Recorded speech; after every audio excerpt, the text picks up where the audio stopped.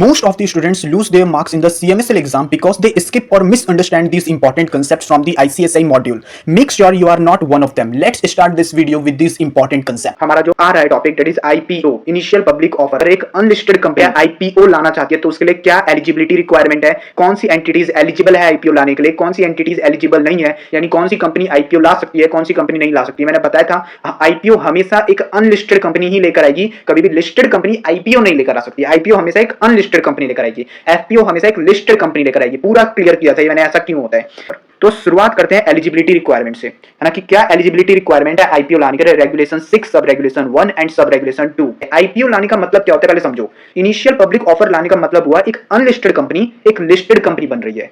एक कंपनी के लिए लिस्टेड कंपनी बनना सपना होता है, उसका ड्रीम होता है। तो किसी भी कंपनी को लिस्ट कराना स्टॉक एक्सचेंज पे इतना आसान नहीं होता। सेबी पूरा चेक करती है कि क्या कंपनी एक ट्रस्टवर्दी कंपनी है कि नहीं। ऐसा नहीं होना चाहिए कि कंपनी अपना आईपीओ लेकर आया, पब्लिक से पैसा रेज किया एंड देन वो भाग गया। ऐसा नहीं होना चाहिए, बिल्कुल एक जेन्युइन कंपनी होनी चाहिए। उसके लिए काफी सारी एलिजिबिलिटी रिक्वायरमेंट्स है, जिससे ये कंफर्म हो जाता है कि एक कंपनी जेन्युइन कंपनी है, एक company well established and profit making company है, तभी उस कंपनी को आईपीओ लाना अलाउ किया जाता है। तो यहां पर एलिजिबिलिटी रिक्वायरमेंट सबसे पहले हमें यहां पे पढ़ना है कि एक इशूअर जो है वो एलिजिबल हो जाएगा आईपीओ लाने के लिए केवल तभी जब कुछ नीचे दी गई कंडीशंस को सेटिस्फाई करेगा। क्या कंडीशन है, बहुत ध्यान से देखना। पहली कंडीशन है ना, सबसे पहली कंडीशन कि जो कंपनी है, इशूअर मतलब कंपनी है ना, इशूअर का मतलब क्या हो गया, कंपनी। कंपनी का जो नेट टेंजिबल असेट है वो कम से कम 3 करोड़ का होना चाहिए। कंपनी का जो नेट टेंजिबल असेट है वो कम से कम 3 करोड़ का होना चाहिए। कंपनी का जो नेट टेंजिबल असेट है वो कम से कम 3 करोड़ का होना चाहिए। नेट टेंजिबल असेट का मतलब क्या हो गया। नेट टेंजिबल असेट्स का मतलब, टेंजिबल असेट्स क्या होते हैं, ऐसे असेट जिसको हम छू सकते हैं, जिसको हम देख सकते हैं। नेट मतलब उसमें से हमने लाइबिलिटीज हटा दी हैं। तो कंपनीज के, इशूअर के जितने भी नेट टेंजिबल असेट्स हैं, है ना, कंपनी के जितने भी नेट टेंजिबल असेट्स हैं उन सबका सम, है ना, net tangible asset means the sum of all the net assets of the issuer, वो कम से कम 3 करोड़ होना चाहिए, जो कि कैलकुलेट किया जाएगा रीस्टेटेड एंड कंसोलिडेटेड बेसिस पर। रीस्टेटेड कंसोलिडेटेड बेसिस क्या होता है, सिंपली अगर कंपनी का सब्सिडरी कंपनी है, एक होल्डिंग कंपनी है, उसकी कोई सब्सिडियरी कंपनी है, तो उन सभी कंपनीज का मिलाकर एक कंसोलिडेटेड बैलेंस शीट या फाइनेंशियल स्टेटमेंट्स प्रिपेयर किए जाते हैं। तो उसके बेसिस पे चेक किया जाएगा कि कंपनी के नेट टेंजिबल असेट्स कितने हैं, तो कम से कम 3 करोड़ के होने चाहिए इन each of the preceding 3 full years.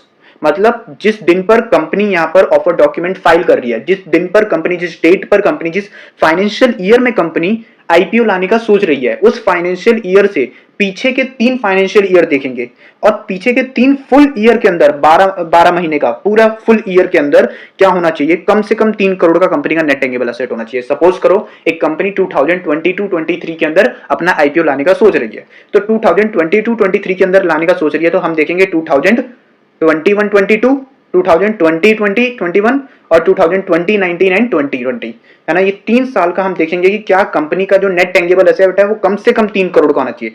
3 crore से ज्यादा है तो अच्छा है, 3 करोड़ से ज्यादा 4 करोड़ हो, 5 करोड़ हो, 6 करोड़ हो, उसके ऊपर कोई कैप नहीं है, लेकिन कम से कम 3 करोड़ का होना चाहिए। 3 करोड़ से कम का नहीं होना चाहिए। और उस 3 करोड़ में से भी, उस 3 करोड़ या जितना भी नेट टेंजिबल असेट है कंपनी का, उसमें से 50% से ज्यादा मॉनेटरी असेट्स नहीं होने चाहिए। मॉनेटरी असेट्स मतलब क्या होते हैं, ऐसे असेट जो कि कैश में कन्वर्ट होते हैं, जो लिक्विड असेट्स होते हैं, है ना, जो कैश एंड कैश इक्विवेलेंट्स होते हैं, जिनको हम कैश में जल्दी कन्वर्ट कर सकते हैं। शॉर्ट टर्म जो असेट्स होते हैं वो मॉनेटरी असेट्स होते हैं। तो वो 50% से ज्यादा नहीं होने चाहिए। अगर मान लो 4 करोड़ का किसी का नेट टेंजिबल असेट है तो 2 करोड़ से ज्यादा के उसके मॉनेटरी असेट्स नहीं होने चाहिए, 2 करोड़ से कम का उसके मॉनेटरी असेट्स होने चाहिए। सपोज करो एक कंपनी है, उसके 4 करोड़ के नेट टेंजिबल असेट है, तो उसके उस 4 करोड़ के नेट टेंजिबल असेट्स में जो कैश का कंपोनेंट है, क्योंकि कैश भी एक असेट ही होता है, तो असेट्स के अंदर कैश भी इंक्लूड होगा, लेकिन वो कैश जो है वो 2 करोड़ से वो ज्यादा नहीं होना चाहिए, कम होना चाहिए। 1.5 करोड़ हो, जितना भी होना है, पर 2 करोड़ से कम हो, 2 करोड़ से ज्यादा ना हो, 50% से ज्यादा नहीं होना चाहिए। तो सिंपल, फिर से एक बार पढ़ते हैं। The issuer has net tangible asset of at least 3 crore calculated on a restated and consolidated basis in each of the preceding 3 full years, 12 months each, which not more than 50% is held in monetary assets. Simply फिर से बोलता हूं कि एक net tangible asset जो company का है वो 3 करोड़ से ज्यादा का नहीं होना चाहिए। नेट टेंजिबल असेट मतलब sum of all the tangible assets of the company, calculate किया जाएगा कंसोलिडेटेड बेसिस पर या रीस्टेटेड बेसिस पर, जैसा भी है। पिछले 3 साल में हर एक ईयर में, पिछले 3 साल में हर एक ईयर में, है ना, in every year, in each of the year 3 crore का कम से कम नेट टेंजिबल एसेट होना चाहिए और उसमें से 50% से ज्यादा मॉनेटरी एसेट्स नहीं होने चाहिए, not more than, not more than. ठीक है, ये समझ में आया। उसके बाद आगे एक छोटी सी कंडीशन और दे रखी है, क्या दी है, if more than 50% of the net tangible assets are held in monetary assets. अगर मेरा 4 करोड़ के नेट टेंजिबल एसेट में 2 करोड़ से ज्यादा का कैश कंपोनेंट है, 2.5 करोड़ का है मान लो, है ना, 2 करोड़ से ज्यादा है, मतलब मेरे नेट टेंजिबल एसेट के 50% से ज्यादा मॉनेटरी एसेट्स हैं, तो उस केस में इशूअर को क्या करना पड़ेगा, जितना भी एक्सेस है उसको या तो यूटिलाइज कर ले या तो फर्म कमिटमेंट, मतलब वही प्रॉमिस कर दे कि वो यूटिलाइज कर लेगा इन द बिजनेस और द प्रोजेक्ट, है ना, प्रोजेक्ट में या फिर बिजनेस में जो भी है उसको यूज कर लेगा। मान लो मेरा नेट टेंजिबल एसेट है 4 करोड़ का, उसमें से 2.5 करोड़ मेरा कैश कंपोनेंट है, तो 50% से ज्यादा मेरा मॉनेटरी एसेट्स हो गया। तो जो एक्सेस है, एक्सेस कितना है, 50 लाख रुपीस, 2 करोड़ से ज्यादा नहीं होना चाहिए, 50% से ज्यादा नहीं होना चाहिए, और लेकिन ज्यादा है कितना, 50 लाख। तो उस 50 लाख को यूज कर लूंगा या तो मैं, या तो प्रॉमिस करेगी कंपनी, फर्म कमिटमेंट देना मतलब कंपनी कमिट करेगी, प्रॉमिस करेगी कि वो इस 50 लाख, इस एक्सेस मॉनेटरी एसेट्स को वो अपने बिजनेस में या फिर प्रोजेक्ट में यूज कर लेगी, या तो वो द इशूअर हैज यूटिलाइज्ड, या तो यूटिलाइज कर चुका है, और मेड, या फिर वो फर्म कमिटमेंट देगा, प्रॉमिस करेगा, made firm commitment to utilize such excess monetary asset, कि वो उस एक्सेस मॉनेटरी एसेट्स को यूटिलाइज करेगा इन इट्स बिजनेस और प्रोजेक्ट, अपने बिजनेस या फिर प्रोजेक्ट में। ठीक है, उसके बाद क्या दे रखा है, exemption for offer for sale. ये अभी ऑफर फॉर सेल का, अभी रुक जाओ, ऑफर फॉर सेल के लिए एग्जेम्पशन है कि अगर कोई कंपनी ऑफर फॉर सेल ला रही है, ऑफर फॉर सेल क्या होता है, मैंने बताया था कि एग्जिस्टिंग शेयर होल्डर्स जो हैं वो अपनी सिक्योरिटीज का इशू लेकर आ रहे हैं, तो अगर कंपनी फ्रेश इशू नहीं लेकर आकर ऑफर फॉर सेल ला रही है तो ये जो 50% का जो क्राइटेरिया है वो अप्लाई होगा ही नहीं। क्यों, क्योंकि कंपनी तो यहाँ पे शेयर इशू कर ही नहीं रही ना, तो कंपनी के नेट टेंजिबल एसेट्स कितने से क्या फर्क पड़ता है, शेयर्स तो इशू कर रहे हैं एग्जिस्टिंग शेयर होल्डर्स, तो इसीलिए यहाँ पे 50% का जो क्राइटेरिया है कि 50% से ज्यादा मॉनेटरी एसेट्स नहीं होने चाहिए, ये अप्लाई ही नहीं होता in case of offer for sale. तो याद रखना, ऑफर फॉर सेल की सिचुएशन में ये 50% से ज्यादा मॉनेटरी एसेट्स नहीं होने चाहिए, जो लिमिट है, ये जो रेस्ट्रिक्शन है, ये अप्लाई नहीं होती। ठीक है, तो पहली कंडीशन क्या हो गई, अगर मैं सिंपल बताऊं तो, कि कंपनी का जो पिछले 3 सालों में हर एक ईयर में, in each of the year, हर एक साल में जो कंपनी का नेट टेंजिबल एसेट है वो कम से कम 3 करोड़ का होना चाहिए, और उसमें से 50% से ज्यादा मॉनेटरी एसेट्स नहीं होना चाहिए। ठीक है, नेट टेंजिबल एसेट कम से कम 3 करोड़ का होना चाहिए। दूसरा, issuer has an operating profit of at least 15 crore. Company का जो एवरेज ऑपरेटिंग प्रॉफिट है वो कम से कम 15 करोड़ का होना चाहिए। एवरेज ऑपरेटिंग प्रॉफिट, एवरेज निकालना है, कितने साल का एवरेज निकालना है, ड्यूरिंग दी 3 प्रीसीडिंग 3 ईयर्स, पिछले 3 साल का, जिस ईयर में वो आईपीओ लाने का सोच रही है कंपनी, उस ईयर से पीछे के 3 साल पकड़ लो, और उस 3 साल में जितना भी कंपनी ने प्रॉफिट बनाया, ऑपरेटिंग प्रॉफिट मेन बिजनेस से जो प्रॉफिट आता है उसको ऑपरेटिंग प्रॉफिट कहते हैं। तो जितना भी पिछले 3 सालों में प्रॉफिट बनाया कंपनी ने, मान लो पिछले 3 सालों में कंपनी ने प्रॉफिट बनाया 4 करोड़ का, है ना, 4 करोड़ का, 5 करोड़ का और 6 करोड़ का, ऐसे कंपनी ने प्रॉफिट बनाया, तो ये 4 5 11 11 6 17, और उसको डिवाइड कर दो 3 से, और जितना भी निकलेगा वो एवरेज प्रॉफिट आ जाएगा। ठीक है, तो जो एवरेज ऑपरेटिंग प्रॉफिट है वो कम से कम 15 करोड़ का होना चाहिए, इससे कम नहीं होना चाहिए। और पिछले 3 सालों में हर एक साल में कुछ ना कुछ प्रॉफिट तो होना चाहिए, लॉस नहीं होना चाहिए कंपनी को, कुछ ना कुछ प्रॉफिट होना चाहिए। अब चाहे वो 1 करोड़ का हो, वो 50 लाख का हो, उससे फर्क नहीं पड़ता, कुछ ना कुछ प्रॉफिट होना चाहिए, with operating profit in each of the 3 preceding financial years. तो अगर मैं बोलूं तो पिछले 3 सालों में कुछ ना कुछ प्रॉफिट होना चाहिए। अब कितना प्रॉफिट है फर्क नहीं पड़ता, अब पिछले 3 सालों में जरूरी नहीं है 15 करोड़ का प्रॉफिट हो, है ना, कभी 4 करोड़ का प्रॉफिट है, कभी 5 करोड़ का है, कभी 6 करोड़ का है, कभी 1 करोड़ का भी होगा, उससे फर्क नहीं पड़ता प्रॉफिट कितने का है, 50 लाख का भी होगा, बस प्रॉफिट होना चाहिए, लॉस नहीं होना चाहिए। और जब हम तीनों का प्लस करके 3 से डिवाइड कर रहे हैं, यानी 3 साल का एवरेज ऑपरेटिंग प्रॉफिट निकाल रहे हैं, तो वो कम से कम 15 करोड़ का होना चाहिए। तो simple, the issuer has an average operating profit of at least 15 crore during the 3 preceding 3 years with operating profit in each of the 3 preceding years.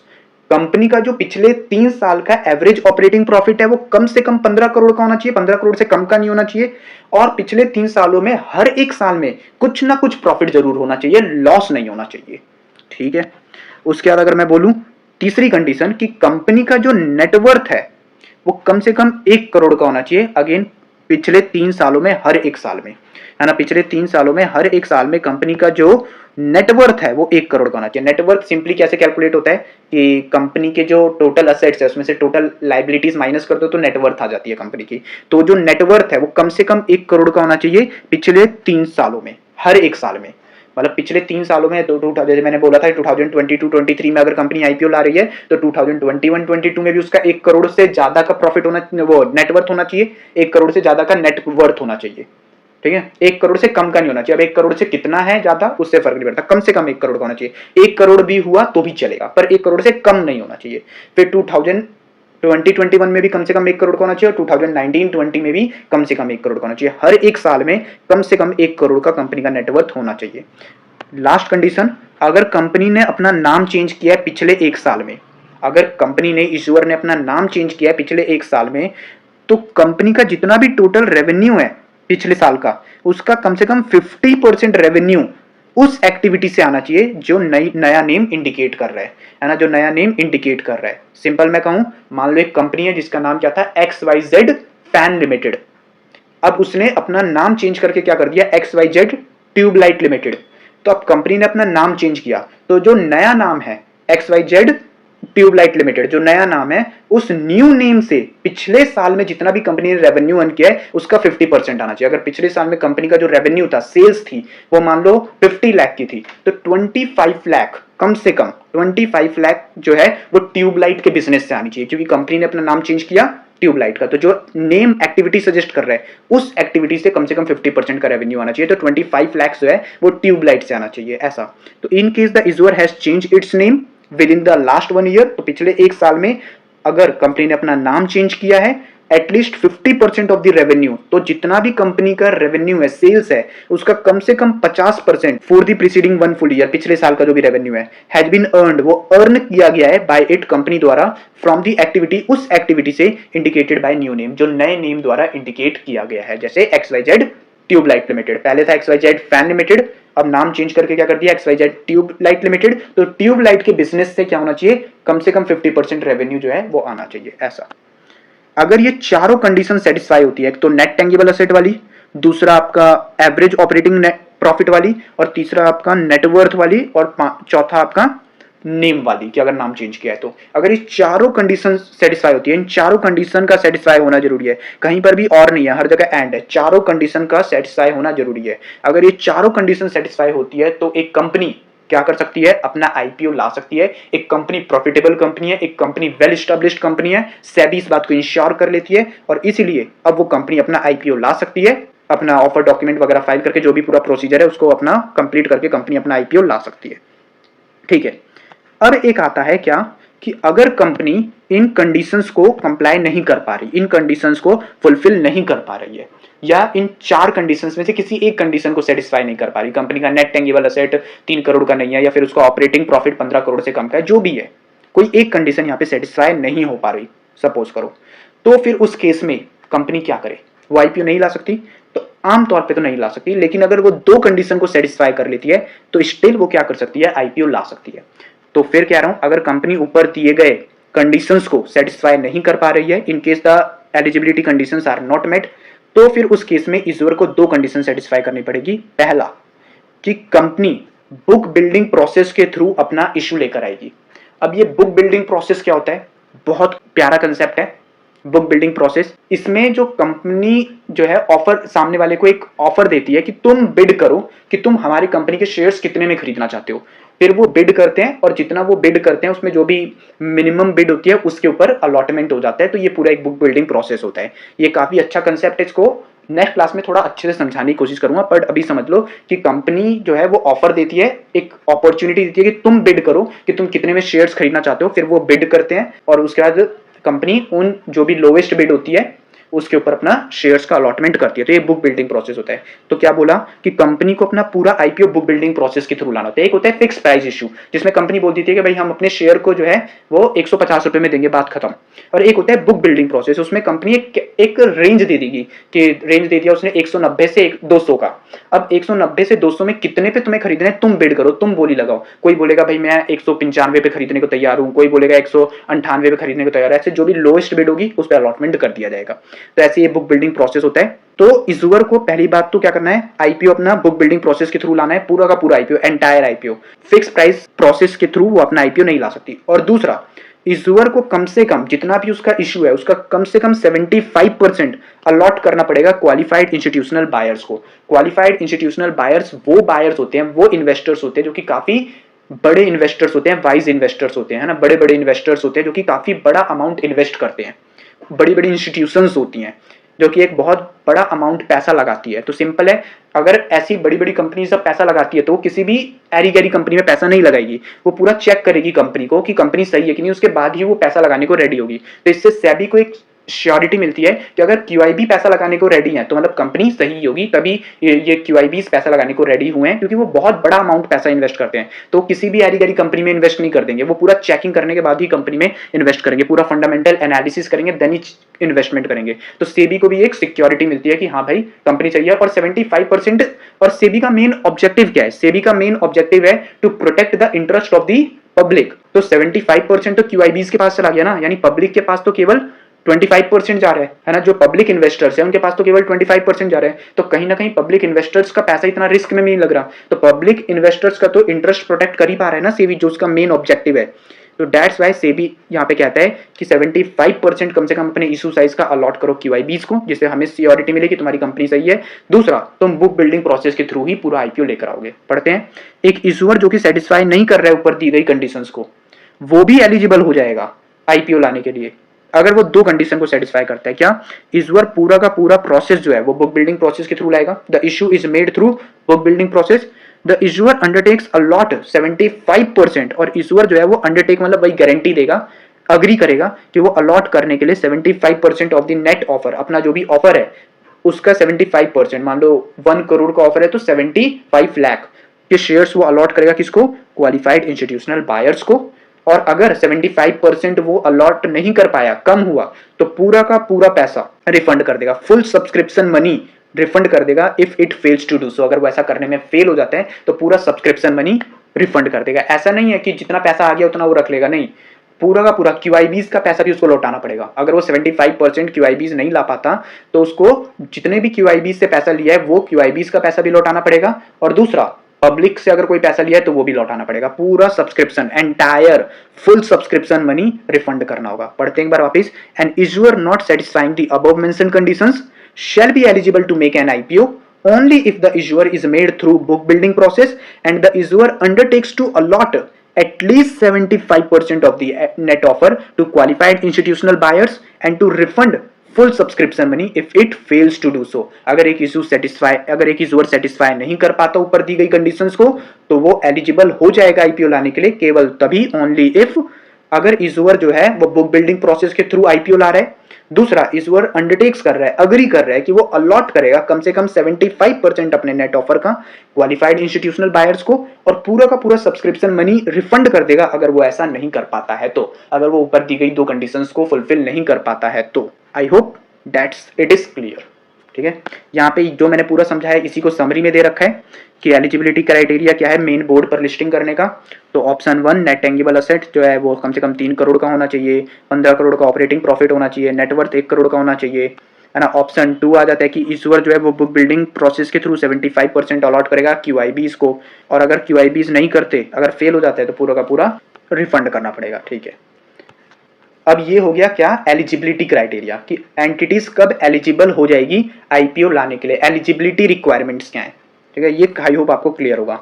अब है entities not eligible to make an IPO. कौन सी एंटिटीज एलिजिबल नहीं है IPO लाने के लिए, वो आईपीओ ला ही नहीं सकती, चाहे उनका नेट टेंजिबल एसेट 3 करोड़ का है या नहीं है, भले ही वो उन चारों कंडीशंस को सेटिस्फाई कर रहा है। नेट टेंजिबल एसेट्स भी 3 करोड़ से ज्यादा का है, एवरेज ऑपरेटिंग प्रॉफिट भी 15 करोड़ से ज्यादा का है, नेटवर्थ भी 1 करोड़ से ज्यादा का है, सब कुछ सारी कंडीशन सेटिस्फाई हो रही है, स्टिल वो यहाँ पे आईपीओ नहीं ला पाएगी अगर इन चारों में से कोई कंडीशन आ जाती है तो। समझते हैं एक बार पूरा का पूरा ये क्या कहने की कोशिश कर रहे हैं, ध्यान से देखना क्या बोल रहा है। इफ द इशूअर, अगर company, any of its promoter या फिर कंपनी का कोई सा भी प्रोमोटर ग्रुप या फिर प्रोमोटर ग्रुप का कोई पर्सन, कंपनी का कोई डायरेक्टर या फिर कंपनी का कोई डायरेक्टर, या फिर कंपनी का कोई सेलिंग शेयर होल्डर, जैसे अगर कंपनी अगर ऑफर फॉर सेल करती है तो उस केस में एग्जिस्टिंग शेयर होल्डर्स ही शेयर्स बेच रहे होते हैं ना, तो उन्हीं को यहाँ पे सेलिंग शेयर होल्डर बोला गया है। तो अगर कंपनी का कोई भी प्रोमोटर ग्रुप, डायरेक्टर या फिर सेलिंग शेयर होल्डर, बोलो मेरे साथ, अगर कंपनी का कोई प्रोमोटर ग्रुप, डायरेक्टर या फिर सेलिंग शेयर होल्डर, 5 लोग, कंपनी का कोई प्रोमोटर ग्रुप, डायरेक्टर्स या फिर सेलिंग शेयर होल्डर, पांचों में से कोई भी अगर डिबार्ड है, डिबार्ड मतलब उन्हें रोका गया है from accessing the capital market by the SEBI, मतलब सेबी ने मना किया है कि तुम कैपिटल मार्केट को एक्सेस नहीं कर सकते। कैपिटल मार्केट मतलब वही शेयर मार्केट को तुम एक्सेस नहीं कर सकते, शेयर मार्केट में तुम कोई काम ही नहीं कर सकते, तुम शेयर मार्केट में जा ही नहीं सकते, तुम्हें हम डिबार करते हैं, रोकते हैं, रेस्ट्रिक्ट करते हैं, तुम शेयर मार्केट में नहीं जा सकते, तुम ट्रेडिंग नहीं कर सकते, तुम कुछ नहीं कर सकते शेयर मार्केट में। तो अगर सेबी द्वारा कैपिटल मार्केट को एक्सेस करने से डिबार अगर किया गया है कंपनी को, प्रमोटर को या फिर प्रमोटर ग्रुप को या फिर सेलिंग शेयर होल्डर्स को, डायरेक्टर्स को, तो फिर ऐसी कंपनी आईपीओ नहीं ला सकती, क्योंकि सेबी ने मना किया ना कैपिटल मार्केट में जाने से। और आईपीओ कहां लेकर आओगे? कैपिटल मार्केट में ही ना लेकर आओगे, तुम नहीं कर सकते। ठीक है। अगेन, अगर कोई एक कंपनी है जो कि डीबार है, एक कंपनी है वो डीबार है कैपिटल मार्केट को एक्सेस करने के लिए सेबी द्वारा, और उस कंपनी के जो प्रमोटर और डायरेक्टर है वो किसी दूसरी कंपनी के प्रमोटर और डायरेक्टर हैं, तो वो दूसरी कंपनी भी यहां पे डीबार हो जाएगी। समझते हैं एक बार अच्छे से। कंपनी है XYZ limited, XYZ limited company जो है उसको डीबार किया है सेबी ने कैपिटल मार्केट को एक्सेस करने से। अब XYZ लिमिटेड के एक प्रमोटर मिस्टर ए, वो ABC लिमिटेड में भी क्या है, डायरेक्टर है या फिर प्रमोटर है। ABC लिमिटेड डीबार नहीं है, बट स्टिल वो आईपीओ नहीं ला सकती, क्योंकि उसका जो प्रमोटर है वो एक ऐसी कंपनी का प्रमोटर है, एक ऐसी दूसरी कंपनी का प्रमोटर है, दैट इज XYZ लिमिटेड, जो कि डीबार है, इसलिए ABC लिमिटेड भी नहीं ला सकती। फिर से XYZ लिमिटेड जो कि डीबार है कैपिटल मार्केट को एक्सेस करने के लिए, उसका एक प्रमोटर मिस्टर ए, वो डायरेक्टर या फिर प्रमोटर है किसी दूसरी कंपनी में ABC लिमिटेड, तो ABC लिमिटेड भी यहां पर क्या हो जाएगी, आईपीओ लाने के लिए नॉट एलिजिबल हो जाएगी, भले ही वो डीबार नहीं है तब भी हो जाएगी, क्योंकि उसका प्रमोटर किसी दूसरी कंपनी का प्रमोटर है या डायरेक्टर है, और वो दूसरी कंपनी क्या है, वो दूसरी कंपनी डीबार है कैपिटल मार्केट को एक्सेस करने के लिए सेबी द्वारा। ये दूसरी कंडीशन। तीसरी कंडीशन, अगर इशूअर यानी कंपनी या फिर उसका कोई भी promoter, any of its promoter, कोई भी प्रमोटर या फिर डायरेक्टर एक विलफुल डिफॉल्टर या फिर फ्रॉडुलेंट बोरोवर है, फ्रॉडुलेंट बोरोवर या फिर विलफुल डिफॉल्टर जिसने पैसा उधार पे लिया, बोरो किया, लेकिन जानबूझ के चुकाया नहीं, जानबूझ के डिफॉल्ट कर दिया, विलफुल है ना, इंटेंशन के साथ कि भाई मैं पैसा चुकाना ही नहीं चाहता, मेरे को पैसा देना ही नहीं है, कि इंटेंशन के साथ उसने डिफॉल्ट कर दिया, फ्रॉड करने के इंटेंशन के साथ उसने डिफॉल्ट किया है कि मैं फ्रॉड करना है मेरे को। तो फिर ऐसा अगर कोई प्रमोटर या फिर डायरेक्टर है या फिर कंपनी है जो कि एक विलफुल डिफॉल्टर है या फिर फ्रॉडुलेंट बोरोवर है, तो वो कंपनी भी आईपीओ नहीं ला सकती। अगला, if any of the promoter और डायरेक्टर, अगर कोई भी डायरेक्टर या फिर प्रोमोटर कंपनी का, इशूअर का फ्यूजिटिव इकोनॉमिक ऑफेंडर है। फ्यूजिटिव ऑफेंडर मतलब क्या होता है, एक भगोड़ा जो लोगों का पैसा लेके भाग जाता है। विजय माल्या, नीरव मोदी, पैसा लिया और भाग गए, तो ऐसा कोई बंदा है कंपनी का प्रोमोटर या फिर डायरेक्टर। यहाँ पे ध्यान देना, कहीं पर भी इशूअर नहीं लिखा, जबकि ऊपर लिखा हुआ था इफ द इशूअर, यहाँ पर भी लिखा था इफ द इशूअर, लेकिन कहीं पर भी यहाँ पे इशूअर नहीं लिखा। यहाँ पे क्या लिखा है, if any of the promoter or the director of the issuer. Issuer नहीं लिखा, क्यों? क्योंकि कंपनी तो आर्टिफिशियल पर्सन है, वो तो पैसा लेके भाग नहीं सकती, भागेगा कौन, या तो कंपनी का प्रोमोटर या तो डायरेक्टर। इसीलिए यहाँ पे लिखा है अगर कोई भी प्रोमोटर या फिर डायरेक्टर कंपनी का अगर एक फ्यूजिटिव ऑफेंडर है तो भी वो कंपनी आईपीओ नहीं ला सकती। ठीक है। और फिर लास्ट क्या है, अगर कंपनी के कोई भी आउटस्टैंडिंग कन्वर्टेबल सिक्योरिटीज है या कोई दूसरा राइट है जो कि अभी कन्वर्ट होने बाकी है, आउटस्टैंडिंग है, तो फिर वो कंपनी भी नहीं ला सकती। तो सपोज करो एक कंपनी है, उसने अपने डिबेंचर्स इशू किए हैं जो कि 6 महीने बाद कन्वर्ट हो जाएंगे इक्विटी शेयर्स में। एक कंपनी है, उसने डिबेंचर्स इशू किए हैं, कन्वर्टेबल डिबेंचर्स हैं जो कि 6 महीने बाद इक्विटी शेयर्स में कन्वर्ट हो जाएंगे। तो 6 महीने के लिए वो कंपनी क्या नहीं कर सकती, अपना आईपीओ नहीं ला सकती, जब तक वो कन्वर्ट नहीं हो जाते तब तक आईपीओ नहीं ला सकते। तो if there any outstanding convertible securities, जैसे कि डिबेंचर्स आउटस्टैंडिंग है, अभी कन्वर्ट होने बाकी है, आउटस्टैंडिंग मतलब कन्वर्ट होने बाकी है, और एनी अदर राइट या फिर कोई दूसरा अधिकार जो कि विच वुड एंटाइटल्ड, जो कि अधिकारित करेगा, किसी को अधिकार देगा, एनी पर्सन, किसी पर्सन को अधिकार देगा with any option to receive equity shares of the issuer, issuer के कंपनी के इक्विटी शेयर को रिसीव करने का, लेने का अधिकार देगा, ऐसा कोई आउटस्टैंडिंग कन्वर्टेबल सिक्योरिटी है। तो अगर आप कंपनी ने कोई डिबेंचर इशू किए हैं जो कि 6 महीने बाद कन्वर्ट होने वाले हैं इक्विटी शेयर्स के अंदर, तो जब तक वो कन्वर्ट नहीं हो जाते 6 महीने तक, तब तक कंपनी यहाँ पे अपना आईपीओ नहीं ला सकती। तो 5 कंडीशन बहुत ही सिंपल, अगर कोई कंपनी या फिर उसका प्रोमोटर या फिर उसका डायरेक्टर या फिर सेलिंग शेयर होल्डर या फिर प्रोमोटर ग्रुप कैपिटल मार्केट को एक्सेस करने से डीबार है सेबी द्वारा, आईपीओ नहीं ला सकती वो कंपनी। अगर कोई कंपनी जिसका कोई प्रमोटर या फिर डायरेक्टर किसी दूसरी कंपनी का डायरेक्टर या फिर प्रमोटर है और वो दूसरी कंपनी सेबी द्वारा कैपिटल मार्केट को एक्सेस करने के लिए डीबार है, आईपीओ नहीं ला सकती। अगर कोई कंपनी या फिर उसका कोई प्रमोटर या फिर डायरेक्टर विलफुल डिफॉल्टर या फिर फ्रॉडुलेंट बोरोअर है, सॉरी, तो वो भी यहाँ पे आईपीओ नहीं ला सकती। अगर कंपनी का प्रमोटर या फिर डायरेक्टर एक फ्यूजिटिव ऑफेंडर है, आईपीओ नहीं लाया जा सकता। और अगर कोई आउटस्टैंडिंग कन्वर्टेबल सिक्योरिटीज हैं तो फिर जब तक वो कन्वर्ट नहीं हो जाते पूरी तरीके से तब तक आईपीओ नहीं लाया जा सकता। तो सबसे पहला आपका आ जाता है क्या, अगर डीबार्ड है, दूसरा अगर अनदर कंपनी डीबार्ड है, तीसरा अगर विलफुल डिफॉल्टर है, चौथा अगर फ्यूजिटिव इकोनॉमिक ऑफेंडर है और पांचवा अगर आउटस्टैंडिंग कन्वर्टेबल सिक्योरिटीज है। तो ये 5 कंडीशंस में से कोई भी एक कंडीशन आ जाती है, इन 5 रेस्ट्रिक्शन में से कोई भी एक रेस्ट्रिक्शन आ जाती है, तो फिर उस केस में वो कंपनी अपना आईपीओ नहीं ला सकती, वो इशूअर अपना आईपीओ नहीं ला सकती। एंटिटी जो है वो इनएलिजिबल हो जाएगी आईपीओ लाने के लिए।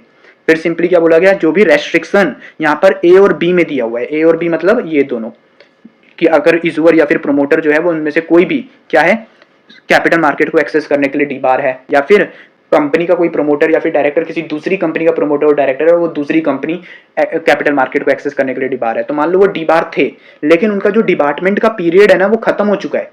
जिस डेट पर कंपनी अपना ऑफर डॉक्यूमेंट फाइल कर रही है, ड्राफ्ट ऑफर डॉक्यूमेंट फाइल कर रही है, उस डेट पर वो डिपार्टमेंट का पीरियड खत्म हो चुका है। मान लो सेबी ने डिबार किया था कंपनी को 5 सालों के लिए, अब 5 साल बीत चुके हैं और उसके बाद कंपनी अपना ड्राफ्ट ऑफर डॉक्यूमेंट फाइल करना जा रही है, तब तो सही है ना, डिपार्टमेंट का पीरियड तो खत्म हो गया 5 साल का, मतलब अब तो कंपनी डिबार नहीं है, उसका प्रोमोटर डिबार नहीं है, तो अब तो कंडीशन सेटिस्फाई हो रही है ना, तो उस केस में वो आईपीओ ला सकता है। तो सिंपली यही बोला है कि जो रेस्ट्रिक्शन है ए और बी के अंदर वो अप्लाई नहीं होगी ऐसे पर्सन और एंटिटीज के ऊपर जिनका जो कि डिबार थे सेबी द्वारा पास्ट में, है ना, पुराने समय में वो सेबी द्वारा डिबार थे, बट अब उनका जो डिपार्टमेंट का पीरियड है वो ऑलरेडी ओवर हो चुका है, खत्म हो चुका है on the date of the filing of the draft offer document. जिस टाइम पर वो सेबी के पास में अपना ड्राफ्ट ऑफर डॉक्यूमेंट फाइल कर रहे हैं उस टाइम पर उनका जो डिपार्टमेंट का पीरियड है वो खत्म हो चुका है। 5 साल के डिबार्ट किया था, 5 साल बीत गए, उसके बाद अब ड्राफ्ट ऑफर डॉक्यूमेंट फाइल करने जा रहा हूं, चलेगा।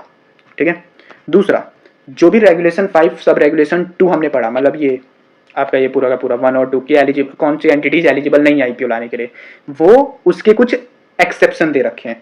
क्या एक्सेप्शन दे रखे हैं, हमने क्या पढ़ा था, अगर आउटस्टैंडिंग कन्वर्टेबल सिक्योरिटीज हैं तो आईपीओ नहीं ला सकते, लेकिन अगर आउटस्टैंडिंग ईसोप है या ईसोस है ना, इंप्लॉय स्टॉक ऑप्शन स्कीम या फिर इंप्लॉय स्टॉक परचेज स्कीम, ऐसे ईसोस के तहत अगर आपने कोई भी शेयर्स या ऑप्शन ग्रांट किया है इंप्लॉइज को जो कि अभी आउटस्टैंडिंग है, शेयर्स में कन्वर्ट होने बाकी है, ये पूरा अच्छे से समझ में आएगा जब हम नेक्स्ट चैप्टर पढ़ लेंगे, है ना। नेक्स्ट चैप्टर आपका जो चैप्टर 9 है वो जब हम पूरा का पूरा पढ़ लेंगे वो इसी के ऊपर है, पूरा sweat equity shares, share based employee benefits and sweat equity shares, वो पूरा हम अच्छे से पढ़ लेंगे, तब ये अच्छे समझ में आएगा। मेन जब कंपनी एक ऑप्शन देती है अपने इंप्लॉइज को कि 5 साल के बाद तुम इन ऑप्शन को एक्सरसाइज करके शेयर्स खरीद सकते हो कंपनी के, तो मान लो वो ऑप्शंस अभी आउटस्टैंडिंग है, वो 5 साल बाद या 2 साल बाद या 3 साल बाद कन्वर्ट होने वाले शेयर्स में, तो वो चलेगा, उसमें हम आईपीओ लाने से रोक नहीं सकते किसी को। तो अगर किसी के आउटस्टैंडिंग इशूज हैं तो चलेगा। आउटस्टैंडिंग ऑप्शंस अगर इंप्लॉइज को ग्रांट किया है इशूज के तहत कंपनीज एक्ट 2013 के प्रोविजंस को कंप्लाई करते हुए, तो उस केस में वो कंपनी जो है आईपीओ ला सकती है, कोई दिक्कत की बात नहीं है, ये एक एक्सेप्शन है। और दूसरा एक्सेप्शन क्या है, अगर company fully paid up outstanding convertible security which are required to be converted on or before in the date of the filing of red herring prospectus in case of book build or the prospectus in case of fixed issue as the case may be, मतलब company यहाँ पर guarantee दे रही है कि जिस दिन पर हम प्रोस्पेक्टस या फिर रेड हियरिंग प्रोस्पेक्टस जो भी है वो फाइल करेंगे उस डेट से पहले पहले हम अपने आउटस्टैंडिंग कन्वर्टेबल सिक्योरिटीज को कन्वर्ट कर देंगे। ठीक है, मतलब यहाँ पे ड्राफ्ट ऑफर डॉक्यूमेंट फाइल करने से पहले, प्रोस्पेक्टस फाइल करने से पहले हम क्या करेंगे, है ना, प्रोस्पेक्टस, ड्राफ्ट ऑफर डॉक्यूमेंट नहीं, लेकिन प्रोस्पेक्टस फाइल करने से पहले हम क्या करेंगे, अपने आउटस्टैंडिंग कन्वर्टेबल सिक्योरिटीज को कन्वर्ट कर देंगे। तो जब आउटस्टैंडिंग कन्वर्टेबल सिक्योरिटीज को कन्वर्ट कर देंगे तब आउटस्टैंडिंग बचेगा ही नहीं ना, तो ये भी एक एक्सेप्शन है। तो 2 एक्सेप्शंस हैं, पहला अगर आउटस्टैंडिंग ऑप्शंस है इशूज के तहत चलेगा, और अगर आउटस्टैंडिंग सिक्योरिटीज हैं लेकिन उसको तुम कन्वर्ट कर देने वाले हो, तुम बोल रहे हो कि डिबेंचर्स जो हैं वो 6 महीने बाद कन्वर्ट होने वाले हैं, हम इसको 3 महीने के अंदर ही कन्वर्ट कर देंगे, या फिर 6 महीने बाद कन्वर्ट करने के बाद हम प्रोस्पेक्टस फाइल करेंगे, चलेगा, कोई दिक्कत की बात नहीं है। तो अगर यहाँ पे कंपनी क्या बोल रही है कि जिस टाइम पर मैं प्रोस्पेक्टस फाइल करूंगी उस टाइम पर अगर कोई आउटस्टैंडिंग कन्वर्टेबल सिक्योरिटीज है तो उसको हम कन्वर्ट कर देंगे। तो simple, fully paid up outstanding convertible security which are required to be converted, जिसको हमें कन्वर्ट करने की जरूरत है, on or before in the date of the, वो हम कन्वर्ट कर देंगे ऑन और बिफोर, या तो जिस टाइम पर हम फाइल कर रहे हैं या फिर उसके पहले, date of the filing of the red herring prospectus, अगर कंपनी बुक बिल्ड इशू कर रही है तो रेड हियरिंग प्रोस्पेक्टस, या फिर कंपनी अगर फिक्स्ड प्राइस इशू लेकर आ रही है तो prospectus, as the case may be. तो ये दो टॉपिक्स हमारे पूरे थे। पहला टॉपिक था entities not eligible to make IPO, कौन सी एंटिटीज है जो कि आईपीओ लाने के लिए एलिजिबल नहीं होंगी, और दूसरा एलिजिबिलिटी रिक्वायरमेंट आईपीओ, आईपीओ अगर लाना है तो उसके लिए पूरी एलिजिबिलिटी रिक्वायरमेंट क्या है। तो एलिजिबिलिटी रिक्वायरमेंट में हमने 4 रिक्वायरमेंट सबसे पहले हमने पूरा पढ़ा, ये ABCD करके, है ना, और उसके बाद आपका क्या पढ़ा हमने, अगर ये 4 कंडीशन सेटिस्फाई नहीं हो रही तो कुछ एडिशनल कंडीशंस हमने पढ़ी, कुछ एडिशनल ऑल्टरनेटिव रूट पढ़ा आईपीओ लाने का। और फिर हमने ये भी पढ़ा कि कौन सी एंटिटीज एलिजिबल नहीं है आईपीओ लाने के लिए, अगर इसमें से कुछ भी हो रहा है तो फिर वो एंटिटी एलिजिबल नहीं होगी आईपीओ लाने के लिए। आई होप गाइज आपको ये पूरा सब कुछ समझ में आया होगा। नेक्स्ट क्लास में हम आगे की बात करेंगे, कुछ जनरल कंडीशन समझेंगे, और कोई भी डाउट है तो आप कमेंट सेक्शन में पूछ सकते हो, मैं क्लियर करूंगा अच्छी तरीके से। कोई भी कंसेप्ट समझने में दिक्कत है, कोई कंसेप्ट आपको समझ में आ रहा है, मैं पूरा उस कंसेप्ट के ऊपर एक लॉन्ग फॉर्म वीडियो बना के आपको समझाऊंगा कि वो कंसेप्ट क्या है डिटेल्ड में। एंड अभी के लिए बस इतना ही। वीडियो को पसंद आई तो लाइक कर देना, चैनल को सब्सक्राइब कर देना। Thank you very much for watching this video.